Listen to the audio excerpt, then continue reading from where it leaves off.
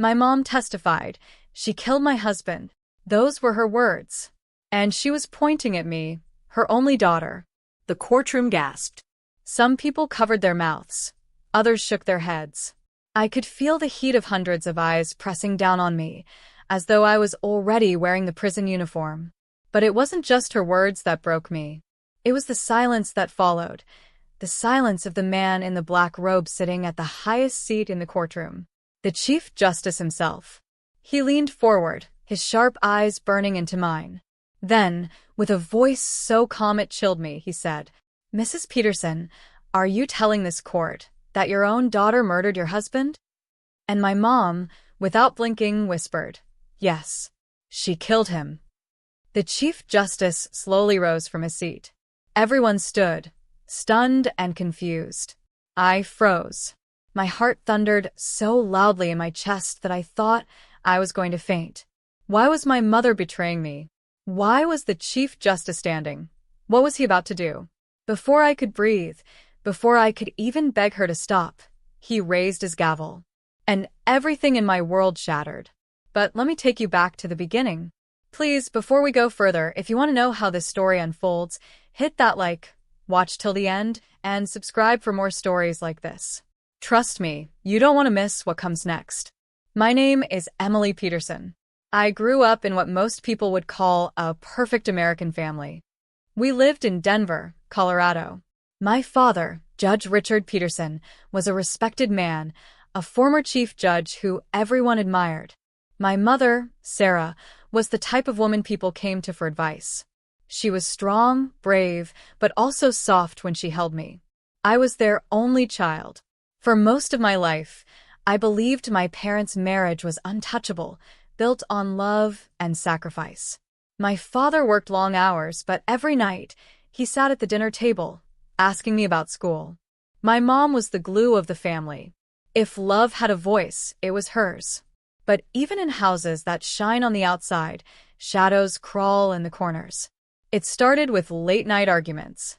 I would wake up and hear my mom whispering fiercely in the kitchen while my dad's voice rose, sharp and angry. One night, I caught him slamming his fist on the table and storming out.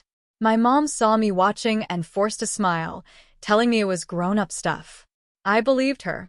For a while. Until I noticed something different. Dad had started receiving secret phone calls, always stepping out of the house to take them. I saw him burn letters in the fireplace when he thought no one was watching. And Mom? She was getting quieter, more fearful. Then came the night everything broke. It was raining heavily, the kind of storm that makes you believe the sky itself is angry. I woke up to a loud crash in the living room.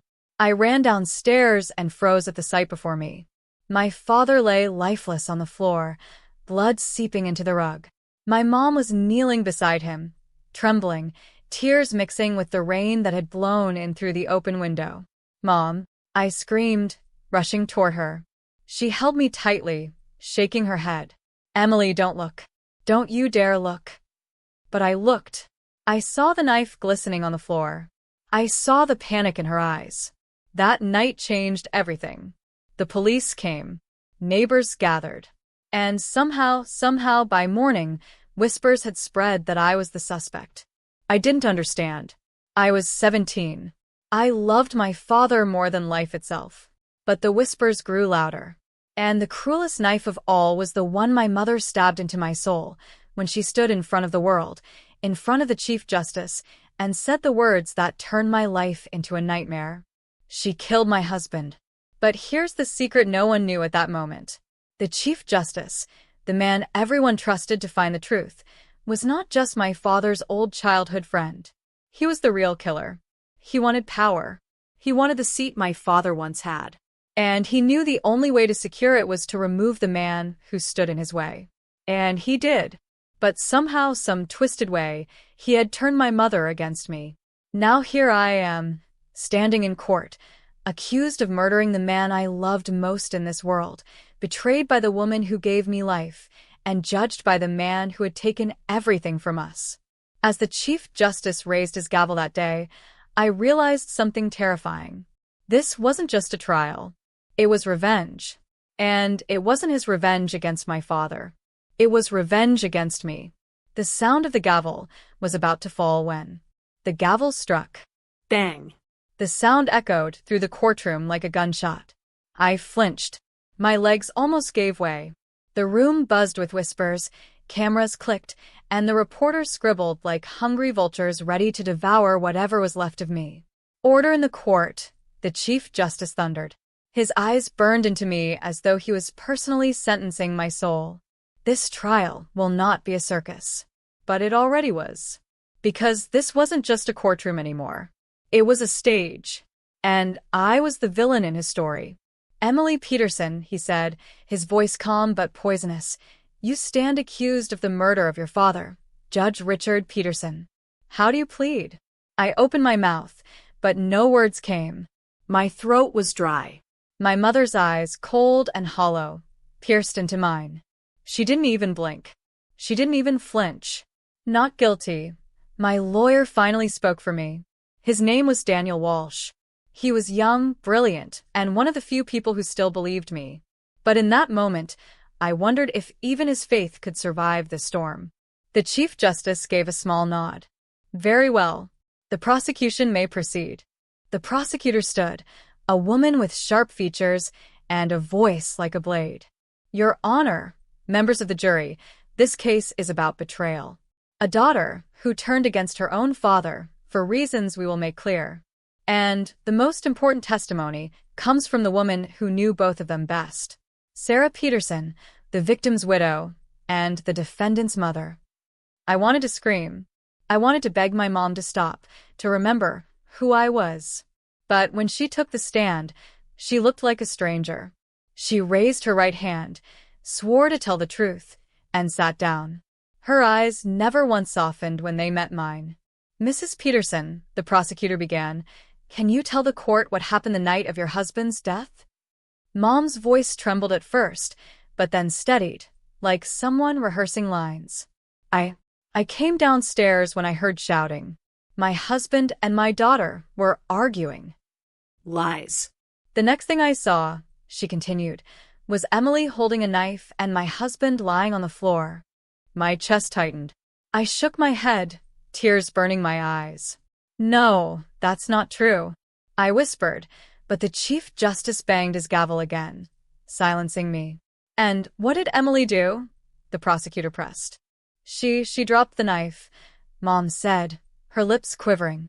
"And then she told me it was an accident." The courtroom gasped. I couldn't breathe. I never said that. I never touched the knife. But there she was, my mother, telling the world I killed the man I adored. Daniel stood. "Objection, Your Honor. That is a fabricated account, unsupported by evidence." The Chief Justice glared down at him. Overruled. Of course. He had planned it this way. The jury's eyes were on me now. Some were filled with pity, others with disgust. I could feel my reputation, my future, my life slipping through my fingers with every word my mother spoke. But then something happened. As Mom finished her testimony, her hands trembled violently.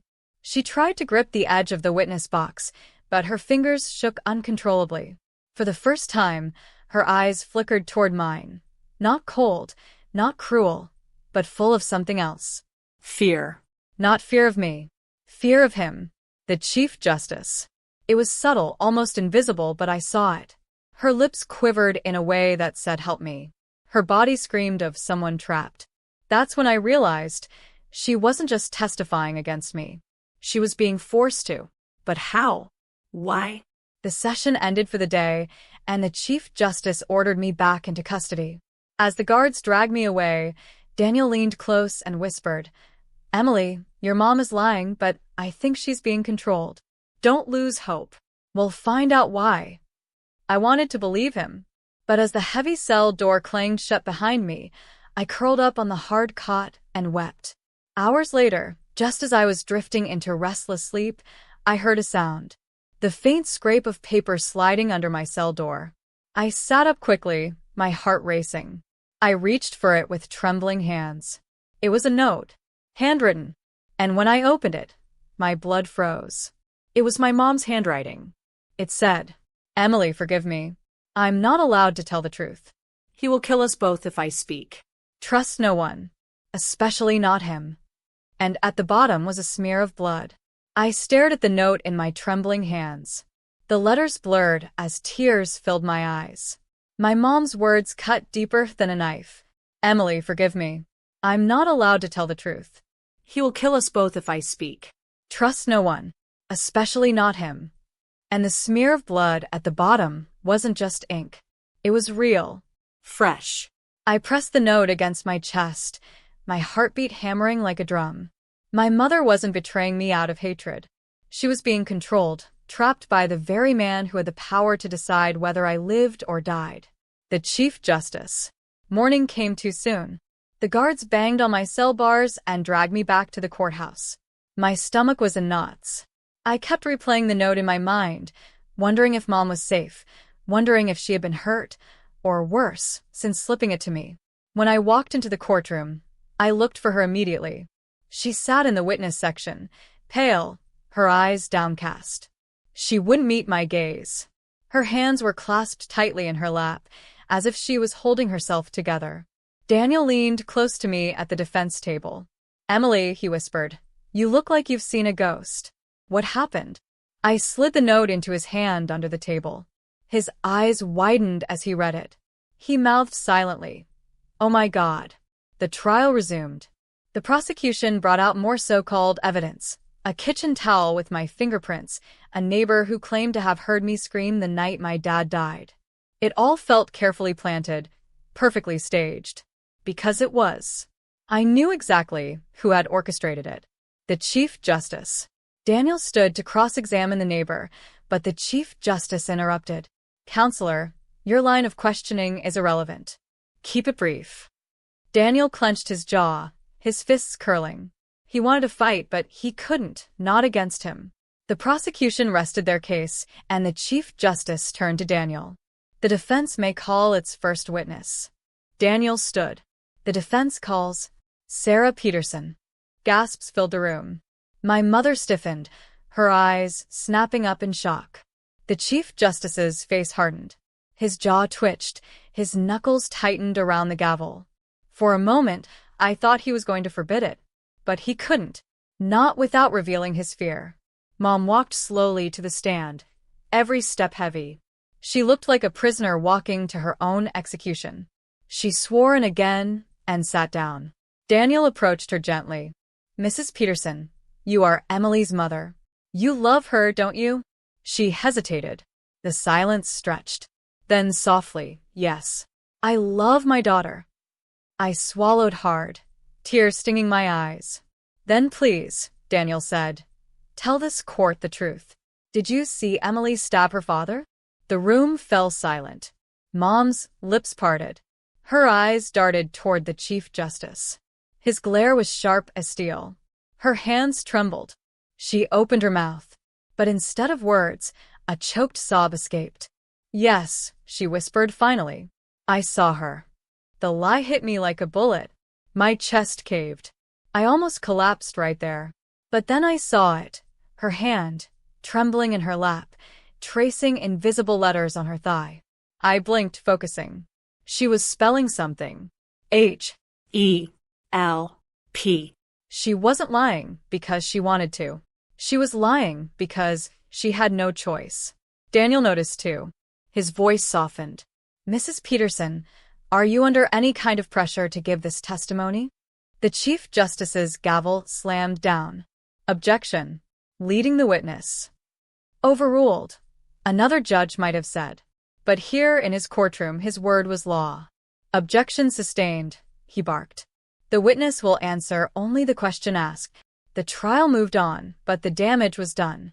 The jury saw only my mother's words, not her fear. And I knew, if we didn't act fast, the truth would be buried forever. That night, back in my cell, I couldn't sleep. I replayed everything. My mother's trembling hands. The note. The blood.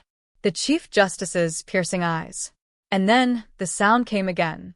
A faint scrape. Another note slipped under my cell door. This one said, Emily, tomorrow they will move you. Not to prison. Somewhere worse. Do not go. If you do, you'll never come back. I'll try to stop them, but if I fail, remember this. The truth is hidden in the old files in your father's chambers. Find them." My blood ran cold. Before I could even react, footsteps echoed down the hall. A guard's shadow grew on the wall, and a voice hissed through the bars. "Peterson, get ready. Transfers in the morning." The guard's words echoed in my skull like a death sentence. Transfers in the morning. But this wasn't just a transfer. My mother's note said it clearly: if I left, I'd never come back. Sleep was impossible. I lay awake on the cold cot, clutching both notes to my chest like they were the last pieces of my soul. Every tick of the clock on the corridor wall felt like a countdown to my end. At dawn, the cell door clanged open. 2 guards stood there, their faces blank, their uniforms crisp. "Peterson," one of them barked, "on your feet. You're moving."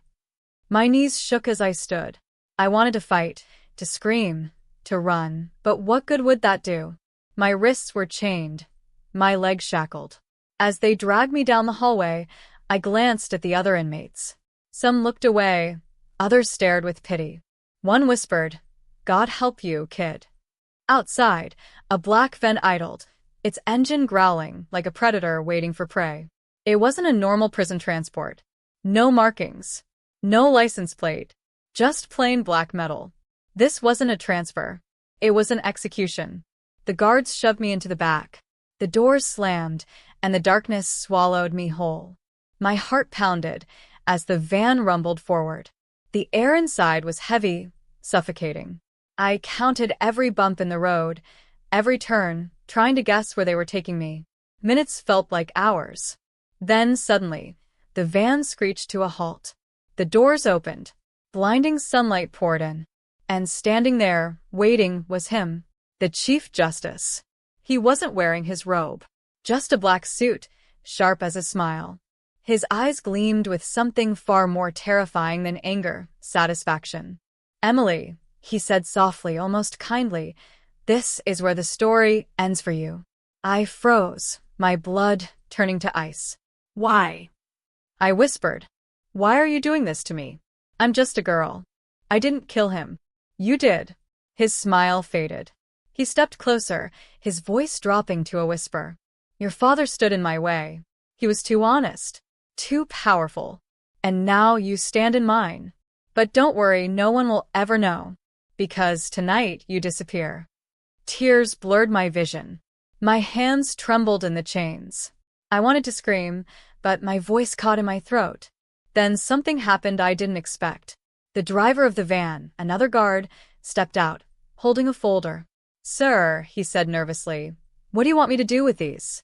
The Chief Justice snatched the folder, but in that brief moment, I saw the edge of a document sticking out. It bore my father's handwriting. The old files. The ones Mom had warned me about. Hope sparked in my chest. Somehow, they hadn't destroyed everything. The truth was still out there. The Chief Justice flipped through the papers, his face hardening. He shoved them back into the folder and tucked it under his arm. "Burn them," he ordered. The driver hesitated, just for a second. But I saw it, the flicker of doubt in his eyes. Maybe not everyone was on his side. "Please," I whispered hoarsely, turning to the driver. "Don't let him do this. He killed my father. He's framing me. Please." The Chief Justice's eyes snapped to the driver, sharp as knives. "Get her out. Now." The driver's hands trembled. He glanced at me, at the folder, at the Chief Justice. And then he did something no one expected. He pulled out his gun. The Chief Justice froze, his eyes narrowing. "What do you think you're doing?" The driver's voice shook. I can't keep doing this. She's just a kid. And those files." "Shut up," the Chief Justice roared. The gun trembled in the driver's hand, but he didn't lower it. His eyes darted to me, wide and desperate. "Run," he mouthed. Before I could move, before I could even breathe, a gunshot split the air. The driver collapsed, blood spreading across his chest. The Chief Justice stood over him, smoke rising from his pistol. His eyes burned into me with a hatred so pure it felt inhuman. He raised the gun. And this time it was aimed at me. The cold black barrel of the gun stared at me, like a hungry eye. The Chief Justice's finger curled around the trigger. His face was calm, too calm. Like killing me would be no different from brushing lint off his suit. My breath caught in my throat. My heart pounded so hard it hurt. I closed my eyes, waiting for the shot. Bang. But it didn't come. Instead, a sudden scream ripped through the air. Stop. I opened my eyes. My mother was there. She came running across the gravel lot, her hair wild, her face streaked with tears. Don't you dare touch her, she cried, throwing herself between us. For a moment, the Chief Justice froze, his eyes narrowing. Sarah, you shouldn't be here. Mom's chest heaved as she stood in front of me like a shield. If you're going to kill her, you'll have to kill me first. The Chief Justice's jaw tightened.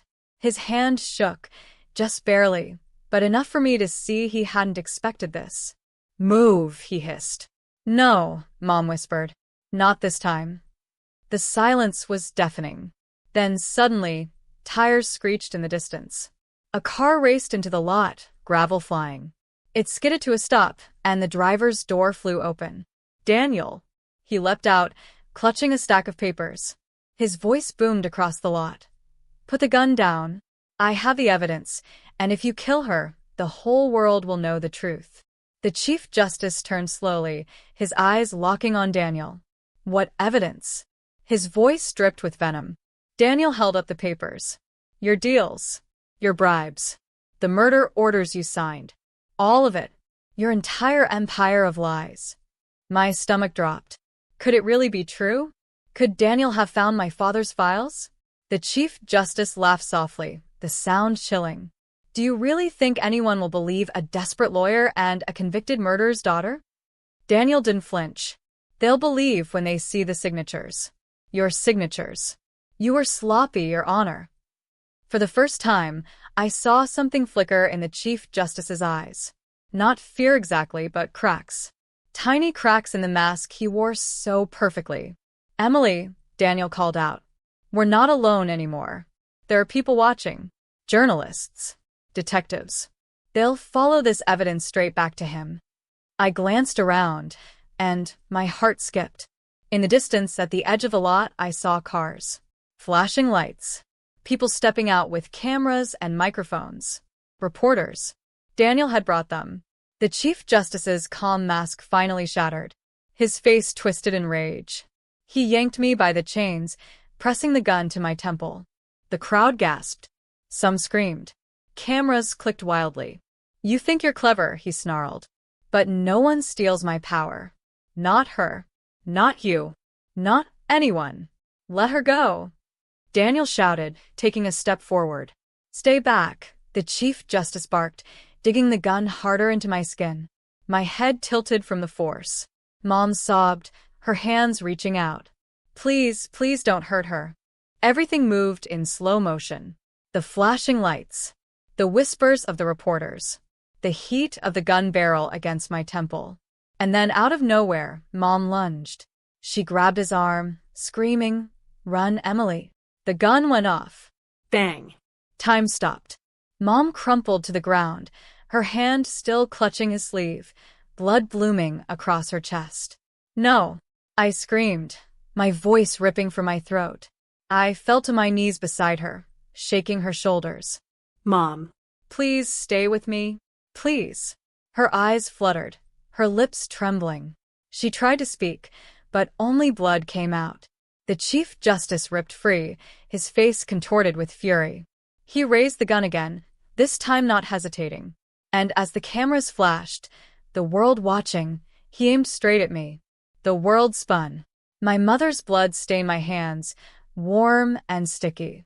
Her breathing was shallow, her eyes dimming with every second. Mom, please don't leave me. I sobbed, clutching her hand. Her lips moved. No sound came out, just a whisper of air. I leaned closer, desperate to hear. Emily, she mouthed. Forgive me. Then her eyes closed. A scream ripped from my chest. No! The Chief Justice's shadow fell over me, his gun still raised. His face was stone, his eyes empty. To him, my mother's life meant nothing. "This ends now," he hissed. The crowd of reporters shouted, some trying to rush forward, others frozen in horror. Cameras clicked furiously, capturing every second. But no one dared step between the Chief Justice and his gun. "Say goodbye, Emily," he said coldly. His finger tightened on the trigger. And then crack. The sound split the air. But it wasn't his gun. It was another shot. The Chief Justice staggered back, clutching his arm. Blood seeped between his fingers. His gun clattered to the ground. I spun around. Daniel stood there, his hands shaking, a pistol smoking in his grip. His face was pale, his eyes wide with shock. He had shot the Chief Justice. The lot erupted in chaos. Reporters screamed. Guards scrambled. Cameras zoomed in, capturing every angle. The Chief Justice groaned, rage twisting his features. You dare," he growled, his voice low and guttural. Daniel grabbed my arm, yanking me to my feet. "We have to go, now." "But my mom," I choked, looking back at her lifeless body. His grip tightened. His eyes were fierce. "She wanted you to live, Emily. Don't let her sacrifice be for nothing." Tears blurred my vision, but I forced myself to move. Together, we ran. Chains rattled around my wrists and ankles, slowing me down, but adrenaline pushed me forward. Behind us, the Chief Justice roared like a wounded beast. "You'll never escape me. I own this country. I own the law." Bullets whizzed past us, cracking the air.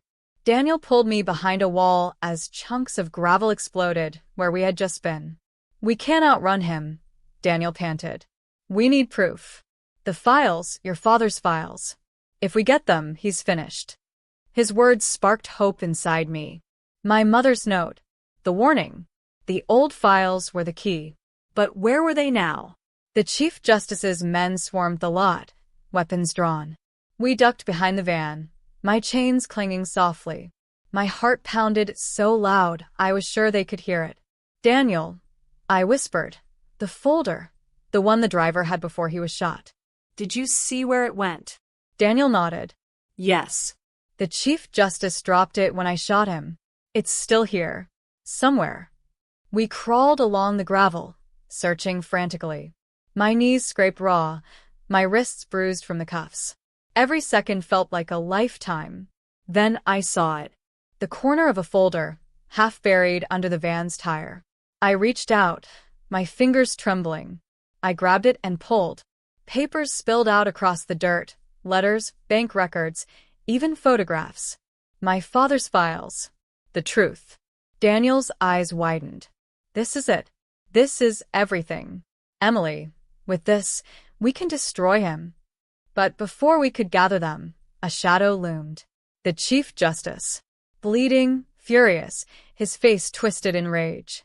He staggered forward, a fresh gun in his hand, his eyes locked on me like a predator ready to finish the hunt. The crowd screamed again. "Give me the files," he snarled, "or you die here and now." Daniel stepped in front of me, holding his gun, his voice shaking. "No. Not this time. The world will see who you really are." The Chief Justice's lips curled into a sick smile. "Then I guess the world will watch me kill you both." He raised the gun and fired. The gunshot split the air. Bang. I braced for pain, for the burning shock of a bullet tearing through me. But it didn't come. Instead, Daniel gasped. His body jerked. His gun slipped from his hand and clattered to the gravel. "No!"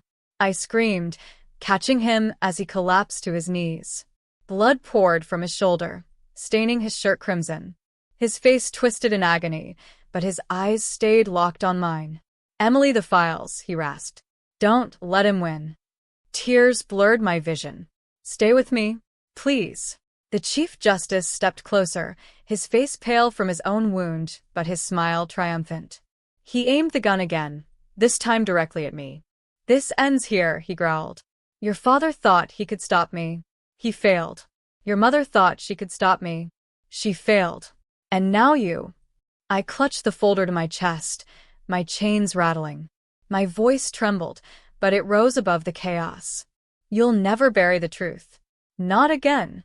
The crowd of reporters surged forward, cameras flashing like lightning. They weren't running anymore. They were recording every word, every shot, every drop of blood. Everyone is watching you, I shouted. If you kill me, they'll know everything. The whole world will know who you are. For the first time, hesitation flickered in his eyes. A bead of sweat slid down his temple. He glanced at the reporters, the police edging closer, the flashing lights painting his face red and blue. But then, his madness returned. His eyes hardened. His hand steadied. I am the law, he said, his voice low and dangerous. And no one, no jury, no reporter, no little girl is going to take that away from me. He cocked the gun. Daniel, groaning on the ground, reached weakly for his fallen weapon. His hand trembled, blood dripping from his fingers, but he couldn't lift it. I was alone. Any last words? The Chief Justice sneered, his finger tightening on the trigger. I lifted my chin, tears streaking my face but fire burning in my chest. Yes. You'll never erase my father. You'll never erase the truth. Even if you kill me, you've already lost. For a second, just a second, his eyes wavered. Then, screams erupted from the crowd. Police officers surged forward, weapons drawn. Reporters shouted. Chaos exploded. The Chief Justice spun, aiming his gun at them. Shots rang out. People ducked, glass shattered, sirens wailed louder. In the chaos, I clutched the folder tighter and scrambled toward Daniel. We have to move, I cried. But he shook his head weakly, his face pale. Emily, run. I won't leave you. His eyes blazed with pain but also with something stronger. If you stay, he kills us both. Take the files. End this. My heart ripped in two. My father gone. My mother gone. And now Daniel, bleeding out before my eyes. But he was right. The files were the only weapon stronger than the Chief Justice's gun. I staggered to my feet, the folder pressed against me like a shield, chains clanging with every step. The Chief Justice turned back toward me, his gun rising once more, his face twisted with rage. The police shouted orders. Reporters screamed. Daniel groaned on the ground. And I, chains and all, ran. The Chief Justice bellowed, "You'll never escape me," and fired again. The bullet whizzed past, so close I felt the heat on my cheek. I dove behind the van, my lungs burning, my heart exploding in my chest. I clutched the folder tighter, knowing this was it. The fight wasn't just about survival anymore. It was about revenge. My father's. My mother's. My own. The world spun in flashes of red and blue. Sirens screamed. Reporters shouted. Bullets cracked through the night. I crouched behind the van, clutching the blood-stained folder to my chest. My chains rattled every time I breathed. My body shook, not from fear anymore, but from the fire of everything I had lost. My father, my mother, Daniel, and all of it because of him. The Chief Justice. He stalked through the chaos like a wolf in the dark, his gun raised, his robe torn and stained with blood. His voice boomed across the lot. You think you can run, Emily? You think you can beat me? His laugh was ragged, sharp. I built this system. I am the system. He fired again, metal sparking against the van inches from my face. I ducked, my ears ringing. Then I realized I couldn't just run. I couldn't just hide. If I disappeared tonight, he would bury the truth again. He would twist the story, paint me as the killer, and walk away untouched. I had one chance. One. The files. I tore them open with shaking hands. Photographs spilled onto the gravel. Pictures of secret meetings, bribes exchanged, dead witnesses who never made it to court. Letters with his signature. Accounts of murders staged as accidents. And at the very top, my father's final note. His warning. His last attempt to expose the Chief Justice before the man silenced him. Tears blinded me. My father's handwriting, his last words. I heard footsteps. Heavy. Fast. He was coming. I rose to my feet, chains clattering, and stepped into the open. My whole body shook, but my voice cut through the chaos. Everyone look. I held the papers high. Reporters turned their cameras. Police froze mid-step. The Chief Justice stopped, his gun aimed square at my heart. These are the files my father died for, I cried. The evidence he left behind. The Chief Justice murdered him and framed me. He murdered my mother. He tried to kill Daniel. And he'll kill anyone else who stands in his way. Gasps. Shouts. Flashes. The cameras zoomed in. The Chief Justice's face went pale, then twisted into rage. Lies, he thundered. Don't listen to her. She's a criminal. A murderer. But no one moved, because they were watching his shaking hands, his wild eyes, his bloodied gun, and me, standing chained but unbroken, with the truth held high for the world to see. Arrest her, he roared. But the police didn't move. Instead, one of them stepped forward, his gun trained not on me, but on him. Drop the weapon, Chief Justice, the officer commanded. The man's face twisted in disbelief. You dare. Drop it. For a heartbeat, the world froze. Then he roared like an animal and fired. Bullets erupted. Police fired back. Reporters screamed and ducked. Glass shattered, tires burst, sparks flew. And in the middle of it, I clutched the folder, dove to the ground, and prayed. When the shooting stopped, silence fell like thunder. I lifted my head. The Chief Justice lay sprawled on the ground, blood pooling beneath him, his gun inches from his hand. His eyes were open wide, still full of fury, but empty now. Dead. The officers rushed forward. Reporters swarmed. The cameras rolled, capturing every second. And I, chains broken, clothes torn, face streaked with tears, stood trembling in the center of it all. The officer who fired the final shot stepped toward me. His eyes softened. You're safe now, Emily. But I wasn't sure I believed him. Because nothing could bring my parents back. Nothing could undo the years of lies, the betrayal, the pain. Still, I had something. The truth.